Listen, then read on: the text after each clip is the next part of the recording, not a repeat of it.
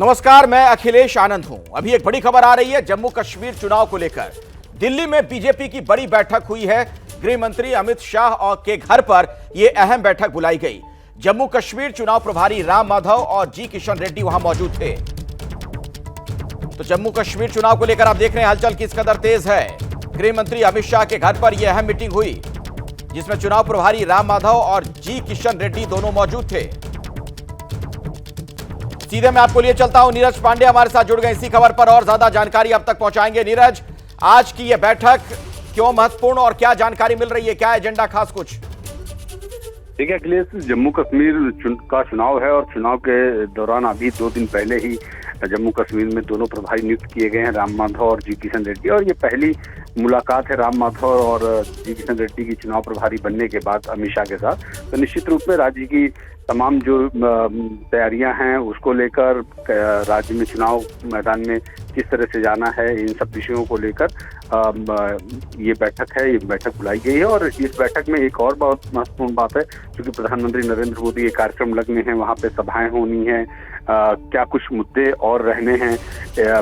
सामने विपक्ष का एक मजबूत गठबंधन है, कांग्रेस और नेशनल कॉन्फ्रेंस एक साथ आ चुके हैं, महबूबा मुफ्ती की पार्टी है। तो ऐसे में भारतीय जनता पार्टी अपनी तैयारियों के किस तैयारी के साथ आगे बढ़े, ये सब मुद्दे हैं। इसी मुद्दों के साथ अमित शाह के साथ अभी ये अहम बैठक सुबह 10 बजे से शुरू हुई है। अभी ये बैठक चल रही है, माना जा रहा है अगले 1 घंटे तक ये बैठक और चलने वाली।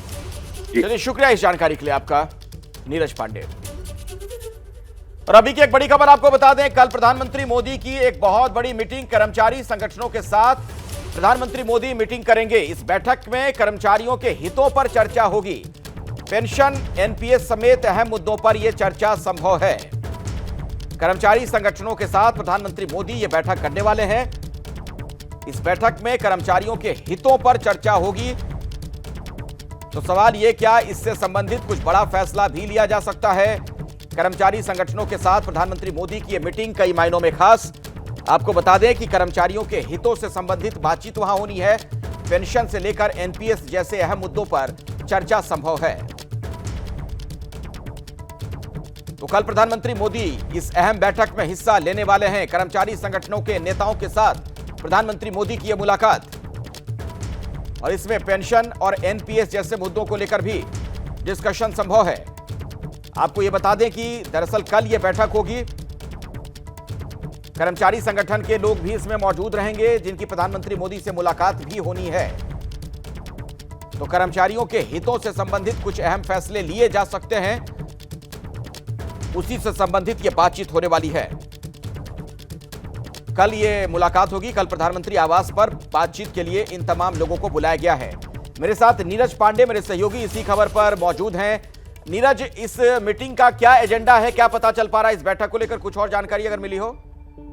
देखिए, कर्मचारियों के वेलफेयर की तमाम जो समस्याएं हैं, स्कीम्स हैं, और इन सब बातों को लेकर ये बैठक बुलाई गई है। इसमें न्यू पेंशन स्कीम और तमाम और विषयों पर भी चर्चा हो सकती है। दरअसल इस बैठक का पर्पज यही है कि लंबे समय से जो कई कर्मचारी यूनियन हैं, कर्मचारी संगठन हैं, जो बहुत सारे विषयों को लेकर लगातार केंद्र सरकार को रिप्रेजेंटेशन देते रहे हैं, और इन्हीं सब बातों को ध्यान रखते हुए प्रधानमंत्री ने ये बैठक बुलाई है, जिसमें सभी जो ज्वाइंट कर्मचारी यूनियन हैं उनके पदाधिकारियों को बुलाया गया है। और इस बैठक के जरिए प्रधानमंत्री सॉर्ट आउट करने की कोशिश करेंगे कि जो समस्याएं कर्मचारियों की है उसे जल्दी से जल्दी दूर किया जाए। इसमें बहुत सारे विषय हैं, लेकिन अभी पर्टिकुलर किसी विषय की बात नहीं की जा सकती ज़्यादातर। लेकिन ये माना जा रहा है कि न्यू पेंशन स्कीम में जो कुछ कमियां हैं, जिसको लेकर लगातार कर्मचारी यूनियन समय समय पर बात उठाते रहे, वो भी एक बड़ा मुद्दा हो सकता है। लेकिन उससे भी बड़ी बात यह है कि प्रधानमंत्री नरेंद्र मोदी 24 तारीख को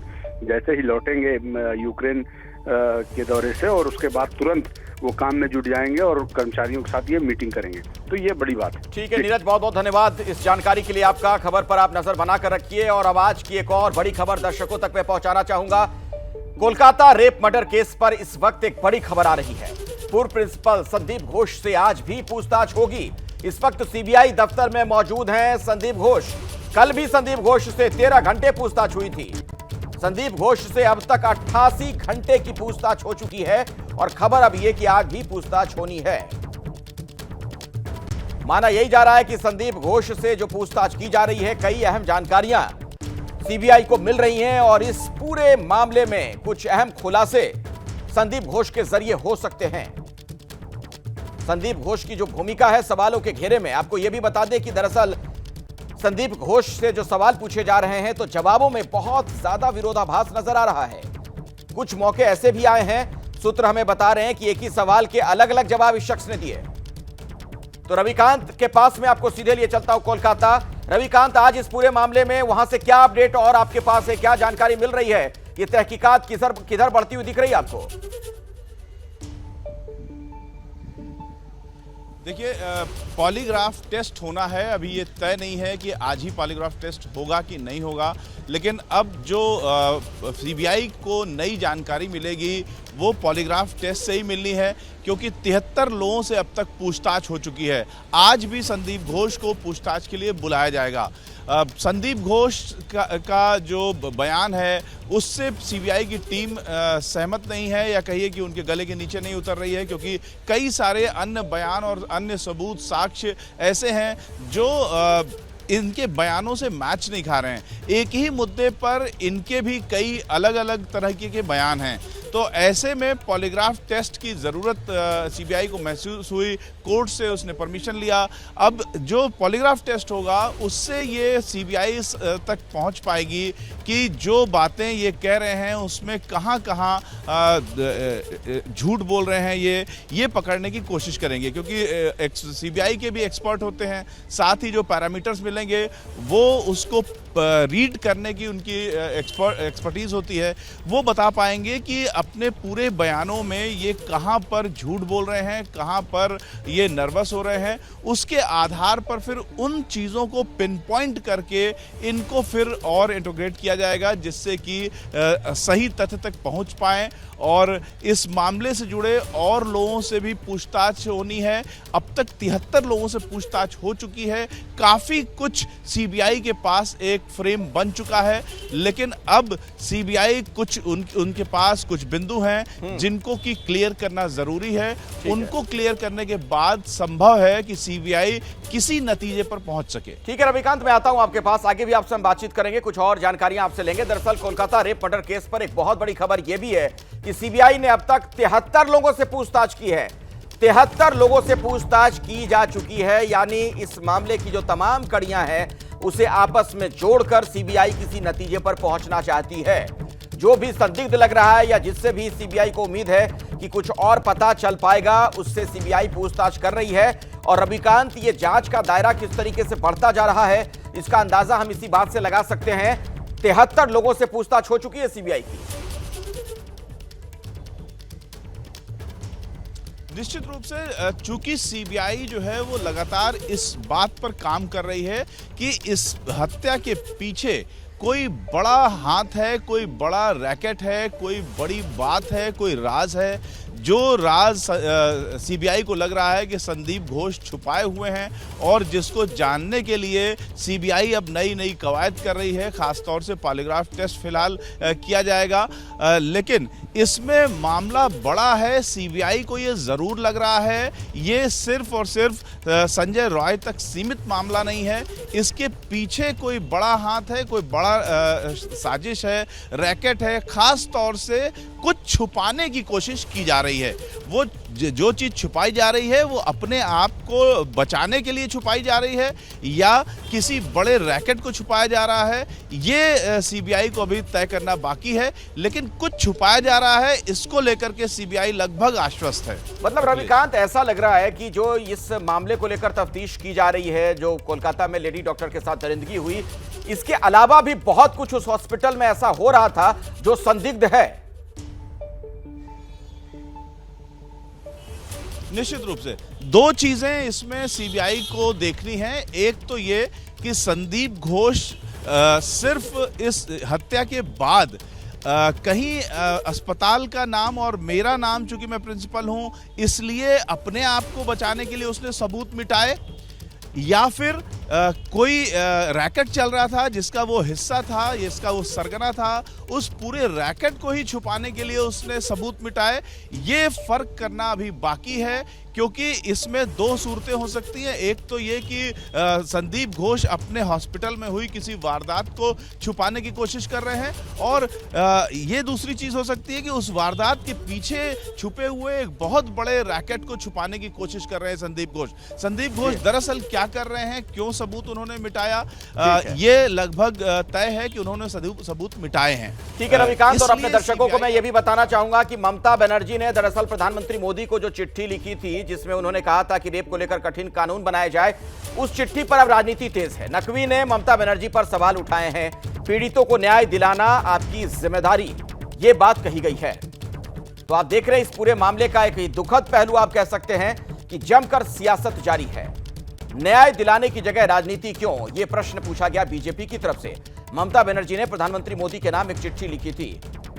मेरे सहयोगी अंकित गुप्ता ने मुख्तार अब्बास नकवी से बातचीत की, क्या कुछ कहा उन्होंने, आपको सुनवाते हैं।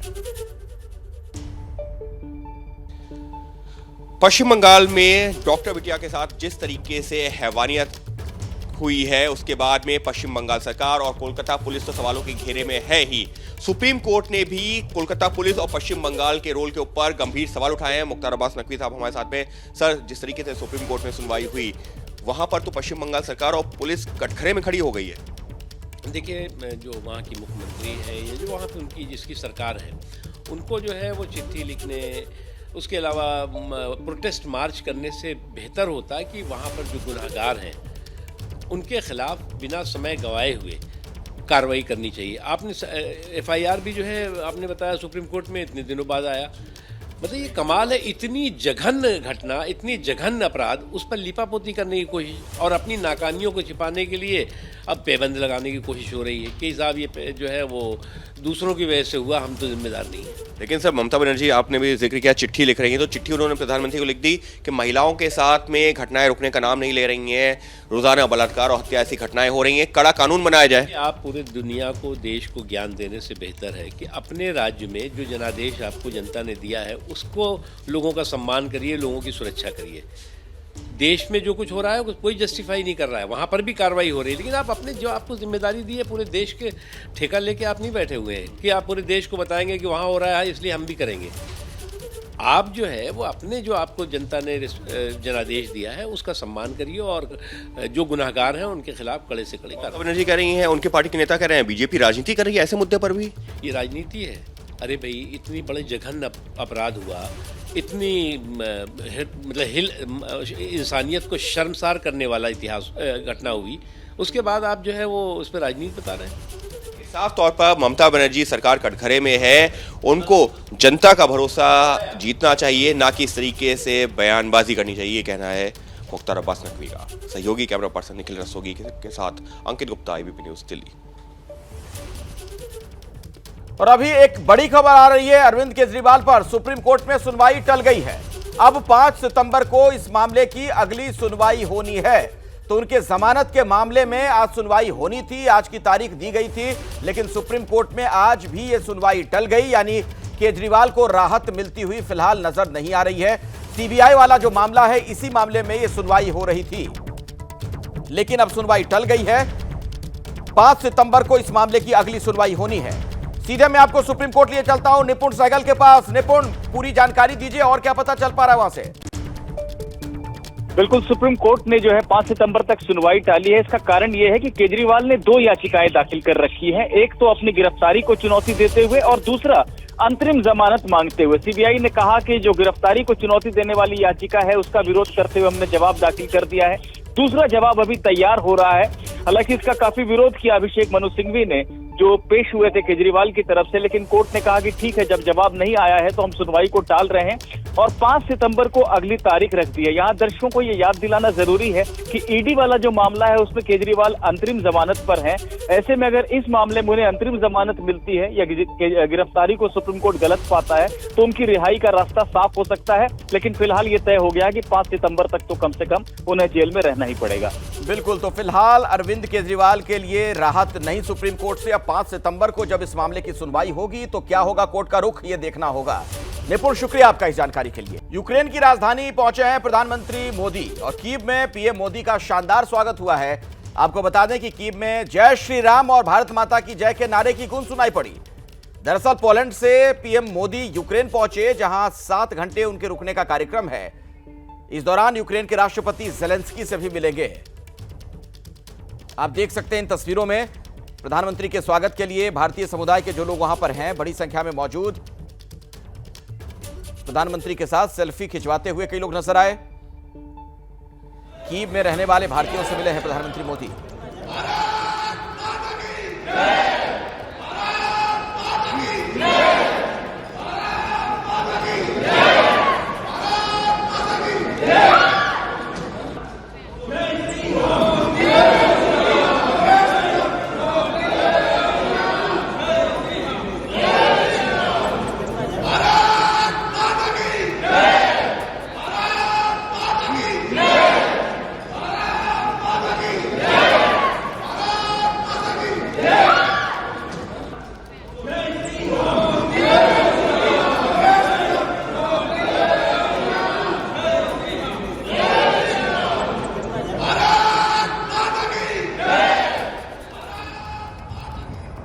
हर हर मोदी, घर घर मोदी। मैंने तो मोदी जी को बोला कि मोदी जी यूक्रेन आपका इंतजार कर रहा है, तो मोदी जी ने बस एक ही शब्द बोला, अब मैं आ गया हूँ।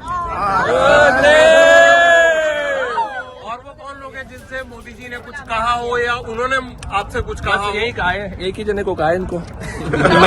मैंने ही पूछा उनसे तो उन्होंने जवाब दिया, जो कि मेरे को बहुत ही अच्छा लगा और विश्वास जगी है कि डेफिनेटली कुछ करके ही जाएंगे मोदी। बाकी सब तो सर हाथ मिला के ही खोए गए कि हम किससे मिल रही है। अपने सपना पूरा हो गया, उनसे हाथ मिलाए तो बस आंखें ऐसी रहेगी कि हम किससे मिल रही है आज मोदी जी से। मोदी जी हमारा सपना थे।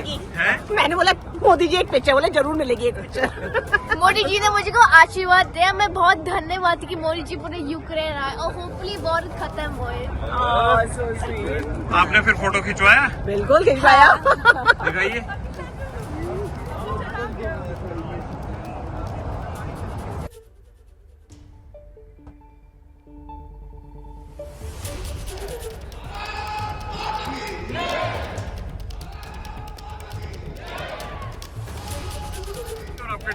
सबसे इम्पोर्टेंट फोटो वाला है।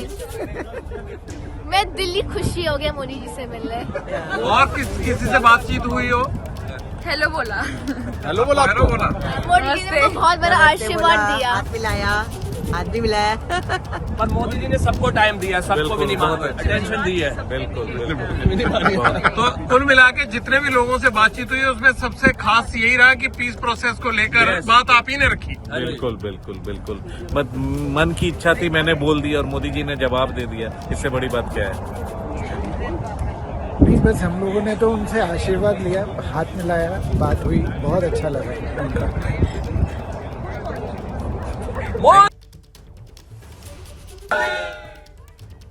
तो आपने देखा भारतीय समुदाय के जो लोग वहां पर हैं उनमें किस तरीके का उत्साह नजर आ रहा था। वहां पर भारत माता की जय के नारे लग रहे थे, जय श्री राम के नारे लग रहे थे। महाराष्ट्र की राजनीति से अभी एक बड़ी खबर आ रही है। महाविकास अघाड़ी में सीटों को लेकर पेंच फंसा है। उद्धव और कांग्रेस में टिकट बंटवारे को लेकर तकरार की सूचना मिल रही है। उद्धव ठाकरे गठबंधन में चाहते हैं ज्यादा सीटें, कांग्रेस उद्धव ठाकरे के फॉर्मूले से सहमत नहीं है। तो सीटों को लेकर खटपट, उद्धव और कांग्रेस में टिकट बंटवारे को लेकर तकरार की खबर मिल रही है। तो महाराष्ट्र की राजनीति से अभी की बड़ी खबर। मेरे साथ कृष्णा ठाकुर इसी खबर पर और अधिक जानकारी के साथ मौजूद हैं। कृष्णा, सीटों का ये मामला ज्यादा उलझता हुआ दिख रहा है क्या? देखिए अखिलेश, बिल्कुल महाराष्ट्र में जो है चुनाव सिर पर है। साल के अंत में विधानसभा के चुनाव होने हैं। ऐसे में सभी पार्टियां अपनी जो स्ट्रेटेजी है वो बनाने में लगी हुई है। प्राथमिक दौर की जो चर्चाएं हैं वो भी शुरू हो गई है। इस बीच सूत्रों के हवाले से जो हमें खबर मिल रही है वो ये मिल रही है कि कांग्रेस, महाराष्ट्र कांग्रेस ये नहीं चाहती है कि विधानसभा चुनाव में उद्धव ठाकरे को ज़्यादा सीटें दी जाए। इसके पीछे की वजह जो है ये बताई जा रही है कि उद्धव ठाकरे ने जब लोकसभा का चुनाव था तो 48 सीटों में सबसे ज़्यादा 21 सीटों पर चुनाव लड़ा था, लेकिन सबसे ज़्यादा सीटों पर चुनाव लड़ने के बावजूद उद्धव ठाकरे दूसरे नंबर की पार्टी बनकर रह गए थे। उद्धव ठाकरे की पार्टी को 9 सीटों पर जीत हासिल हुई थी। वहीं दूसरी तरफ अगर कांग्रेस की बात की जाए तो कांग्रेस ने 17 सीटों पर चुनाव लड़कर 13 सीटों पर जीत हासिल की थी, जिसमें कि एक निर्दलीय का समर्थन उनको शामिल है। तो अब ऐसे में कांग्रेस ये नहीं चाहती है कि उद्धव ठाकरे को ज़्यादा से ज़्यादा सीट दी जाए। कांग्रेस के नेताओं का यह मानना है कि राज्य में कांग्रेस सबसे बड़ी पार्टी है, इसीलिए राज्य में इस वक्त जो माहौल है वो कांग्रेस के हित में है और इसीलिए कांग्रेस को ज़्यादा से ज़्यादा सीटों पर चुनाव लड़ने दिया जाए। ये प्रस्ताव कांग्रेस के नेताओं ने उद्धव ठाकरे के सामने रखा है। साथ ही साथ ये कहा है उद्धव ठाकरे के सामने ये भी प्रस्ताव रखा गया है कि आप कम सीटों पर चुनाव लड़े। ये जानकारी मैं आता हूं आपके पास, लेकिन वैभव आपके पास मैं अब जाना चाहूंगा इसी खबर पर, उनसे भी बातचीत कर लेते हैं। वैभव, क्या इसे हम इस तरीके से देख सकते हैं कि एक प्रेशर टैक्टिस से दोनों के बीच, ताकि ज्यादा से ज्यादा सीटें झटक सकें, या ज्यादा आप देख रहे हैं खटर पटर? अखिलेश, देखिए, ये सीटों का एक बहाना है, लेकिन सीएम पद पर दावा है, ऐसी ये कहानी है। जितनी ज्यादा सीटें जो लेंगे उनको सीएम पद के दावेदार के लिए उतनी ही उनकी शरीयत है वो बढ़ सकती है। और इसीलिए हर एक पार्टी को, यानी कांग्रेस हो, ठाकरे हो, पवार हो, इन सभी को ज्यादा से ज्यादा सीटें चाहिए। देखिए, अभी शिवसेना ने कुछ ही दिन पहले अपनी एक बैठक बुलाई थी होटल ट्राइडेंट में। उसमें उन्होंने 124 का आंकड़ा कांग्रेस के पास भेजा था, लेकिन अगर 124 देते हैं तो कांग्रेस कितने सीटों पर लड़ेगी? अब कांग्रेस इतनी नाराज हो गई है उद्धव ठाकरे से, क्योंकि बार बार उद्धव ठाकरे सीएम पद को लेकर हर एक बार नए मन, खुले मन से वक्तव्य कर रहे हैं। आखिर क्यों चाहते हैं उद्धव ठाकरे सीएम पद इतने जल्दी? कौन चेहरा चाहते हैं? इसके लिए अब कांग्रेस के जो वरिष्ठ नेता है उनमें अभी थोड़ी थोड़ी नाराजगी हो रही है। अब बात आती है सीटों के बंटवारे की।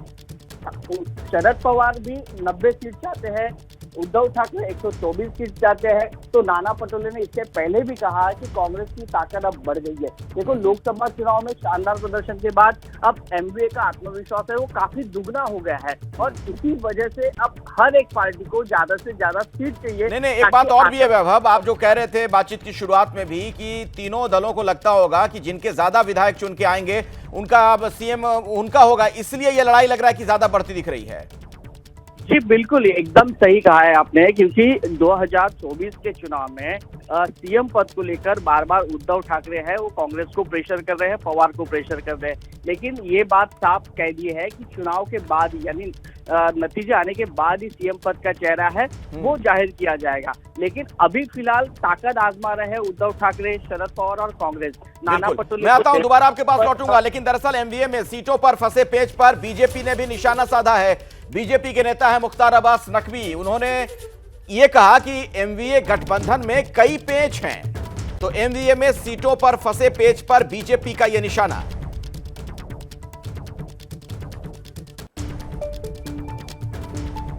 साल के अंत में होने हैं विधानसभा चुनाव और इसको लेकर के अब जो महाविकास अघाड़ी है, क्या उसके बीच में सब कुछ ठीक नहीं है? सवाल खड़े होने लगे हैं। हमारे साथ मौजूद हैं नकवी साहब। सर, जिस तरीके से महाराष्ट्र से खबरें आ रही हैं महाविकास अघाड़ी में कांग्रेस, शरद पवार और उद्धव ठाकरे, तो चर्चा ये चल रही है कि उद्धव ठाकरे जितनी सीटें चाहते हैं कांग्रेस देने को तैयार नहीं है। देखो, इसमें खानदान अनेक ख्वाहिशें भी इनकी अनेक हैं, तो इस तरह से अलग अलग इनके खानदानी ख्वाहिशें जो हैं, तो उन ख्वाहिशों का क्या हश्र होगा चुनाव के बाद उनको ही मालूम है।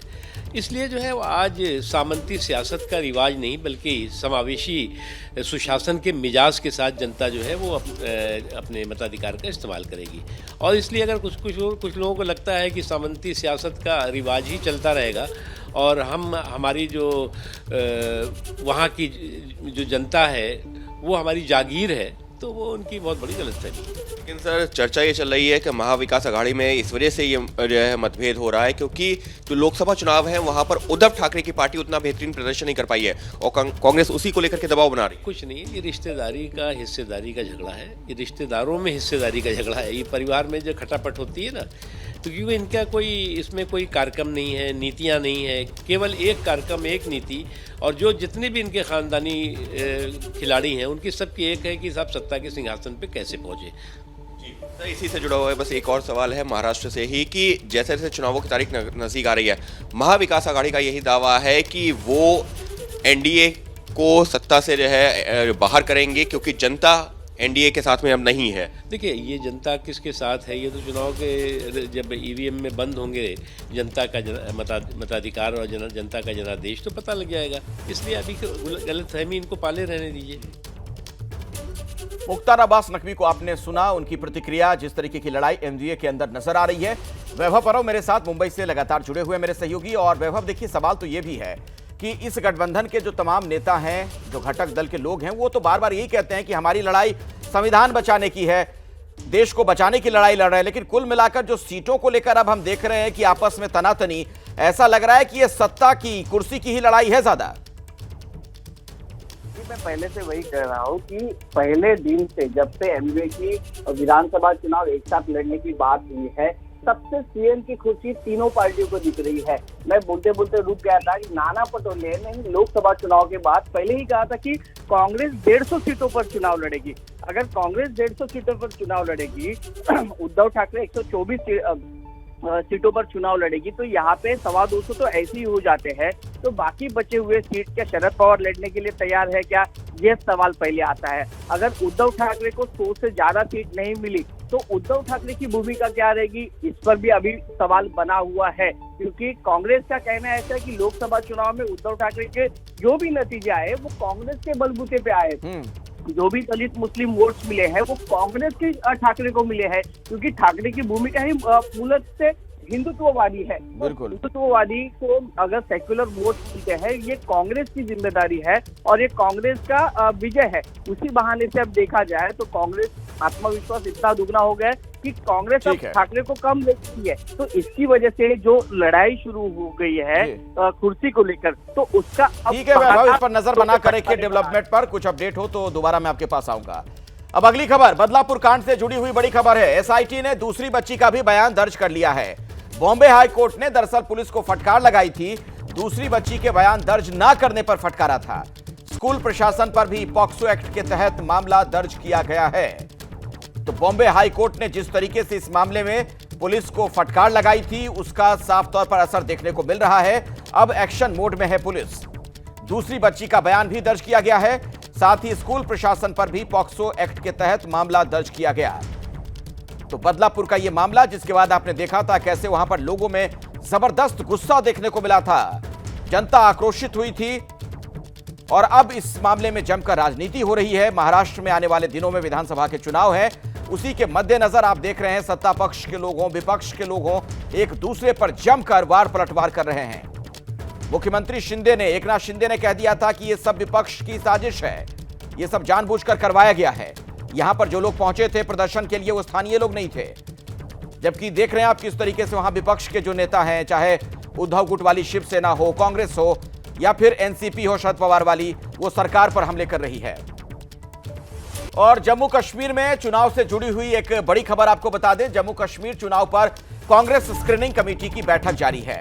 आज शाम को कांग्रेस केंद्रीय चुनाव समिति का भी मंथन है। जम्मू कश्मीर में पहले फेज में उम्मीदवार कौन होंगे, प्रत्याशी कौन होंगे, इसी को लेकर मंथन के लिए इस बैठक का आयोजन किया गया है। स्क्रीनिंग कमेटी की यह बैठक है। जम्मू कश्मीर चुनाव को लेकर कांग्रेस किस तरीके से कमर कस चुकी है, उसका अंदाजा आप इसी बात से लगाइए।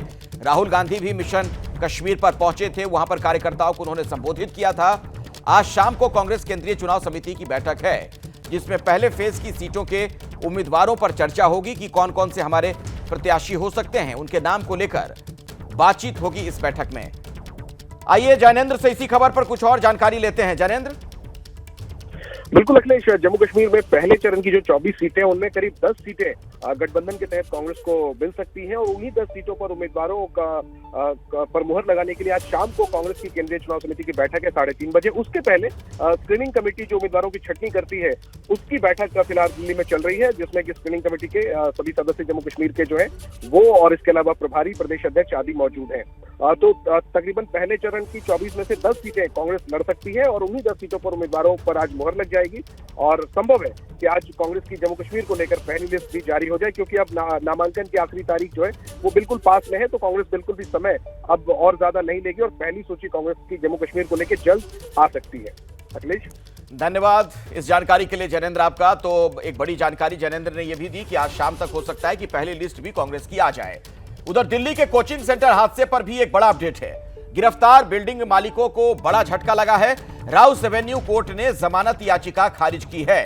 सीबीआई ने जमानत अर्जी का विरोध किया था। तो गिरफ्तार बिल्डिंग मालिकों को बड़ा झटका लगा है। पूरी खबर समझते हैं अपने सहयोगी मनोज वर्मा से। मनोज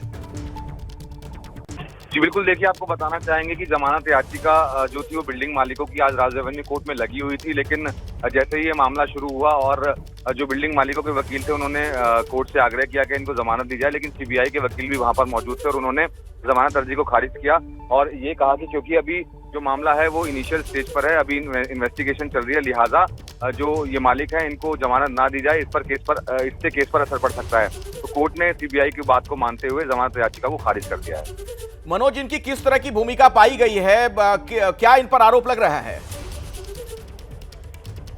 जी बिल्कुल, देखिए आपको बताना चाहेंगे कि इनकी जो भूमिका है वो बड़ी संदिग्ध पाई गई है। जिस तरीके से वहां पर एक बड़ा हादसा हुआ और जो बेसमेंट था उसमें पानी भरा और पानी भरने से जो बच्चों की मौत हुई थी, उसमें बेसमेंट के अंदर लाइब्रेरी नहीं चलाई जा सकती थी। बेसमेंट के अंदर इन्होंने जो था सिर्फ सामान रखने की जो परमिशन थी वो ली हुई थी, लेकिन उसके बावजूद वहां पर एक लाइब्रेरी चलाई जा रही थी। तो सबकी अलग अलग भूमिका है जिसको लेकर के सीबीआई इन्वेस्टिगेशन कर रही है। यही वजह है कि सीबीआई ने अदालत को कहा कि अगर अभी जमानत दी जाएगी तो इससे केस पर असर पड़ेगा, तो लिहाजा कोर्ट ने जो जमानत याचिका थी वो खारिज कर दी। धन्यवाद मनोज वर्मा इस जानकारी के लिए आपका। और अब अगली खबर, उत्तर प्रदेश में पुलिस भर्ती परीक्षा पर एक बड़ी खबर आ रही है। गोरखपुर में एसटीएफ ने महिला कांस्टेबल को हिरासत में लिया है। श्रावस्ती जिले में तैनात महिला कांस्टेबल हिरासत में ली गई हैं। गोरखपुर में पुलिस भर्ती परीक्षा में गड़बड़ी का शक। महिला सिपाही के मोबाइल में 5 प्रवेश पत्र मिले हैं। दिल्ली का रहने वाला एक युवक भी हिरासत में लिया गया। तो आज ये जो परीक्षा आयोजित की जा रही है इसमें तमाम तरह की सख्तियां बरती जा रही हैं, लेकिन इस बीच ये खबर यकीनन चौंकाने वाली है। हमारे साथ नीरज श्रीवास्तव हमारे सहयोगी इसी खबर पर ज्यादा जानकारी देने के लिए जुड़ चुके हैं। नीरज, इस महिला कांस्टेबल पर क्या शक जताया जा रहा है? जी बिल्कुल, आपको बता दें कि महिला कांस्टेबल पिंकी सोनकर जिसका नाम है और बांसगांव की रहने वाली है और इसकी जो तैनाती है वो श्रावस्ती में है। लेकिन हैरानी की बात यह है कि पिछली जो परीक्षा हुई थी जिसमें नकल माफियाओं का बोलबाला था, उस परीक्षा में भी गोरखपुर में कई नकल माफिया पकड़े गए थे और काफी बड़े रैकेट का खुलासा हुआ था। लेकिन उसके बाद फिर इस महिला कांस्टेबल को गिरफ्तार किया गया। 5 जो प्रवेश पत्र हैं वो इसके मोबाइल में मिलने की बात कही जा रही है और इसके साथ ही अब पुलिस जो है गोरखपुर पुलिस इससे पूछताछ में लगी हुई है। इसके साथ दिल्ली का एक शख्स भी पकड़ा गया है बताया जा रहा है और इसका जो रैकेट है इसके बारे में पुलिस जानकारी खंगाल रही है। लेकिन अभी पुलिस किस नतीजे पर पहुंची है जो ये बताइए, आपने कहा कि इसके मोबाइल से 5 एडमिट कार्ड मिले हैं, इसका मतलब क्या निकाला जा रहा है? कुछ और जानकारी मिल पा रही है क्या? जी बिल्कुल, आला अधिकारियों से लगातार हम लोग बातचीत कर रहे हैं, लेकिन अभी ज्यादा कुछ अधिकारी भी नहीं बोल रहे हैं क्योंकि अभी पूछताछ का जो क्रम है वो लगातार चल रहा है और जैसे ही अधिकारी यही कह रहे हैं कि जैसे ही कुछ बड़ी चीज सामने आती है वो खुलासा करेंगे। लेकिन फिलहाल इनको हिरासत में लिया गया और इनसे लगातार पुलिस पूछताछ कर रही है। अभी 3 से 4 ऐसे और भी आरोपी हैं जिनकी पुलिस तलाश में लगी है और दावा भी किया जा रहा है कि जल्दी उन्हें भी हिरासत में लिया जाएगा। चलिए, इस खबर पर नजर बनाकर रखिएगा नीरज आप। जैसे ही कुछ और जानकारी मिलेगी दोबारा आपके पास हम लौटेंगे। और इस बीच नोएडा से एक बड़ी खबर है, यहां पर फर्जी आईएएस गिरफ्तार किया गया है। फर्जी आईएएस 2 गनर और ड्राइवर के साथ घूमता था। दोनों गनर को भी पुलिस ने गिरफ्तार किया है। इसके अलावा 2 पिस्टल, 1 गाड़ी, 4 मोबाइल बरामद किए गए हैं। गृह मंत्रालय में ज्वाइंट डायरेक्टर खुद को यह युवक बताया करता था। कृष्ण प्रताप सिंह नाम का यह युवक खुद को आईएएस बताता था और रौब गांठता था, दूसरों पर जालसाजी करता था। अब आप देखिए किस तरीके से पुलिस की गिरफ्त में पहुंच चुका है। तो नोएडा से बड़ी खबर आ रही है, खुद को आईएएस बताता था यह शख्स जो अब पकड़ा गया है। बाकायदा 2 गनर के साथ घूमा करता था, इसके साथ एक ड्राइवर भी होता था। पुलिस अब इस पूरे मामले की और डिटेल में तफ्तीश कर रही है।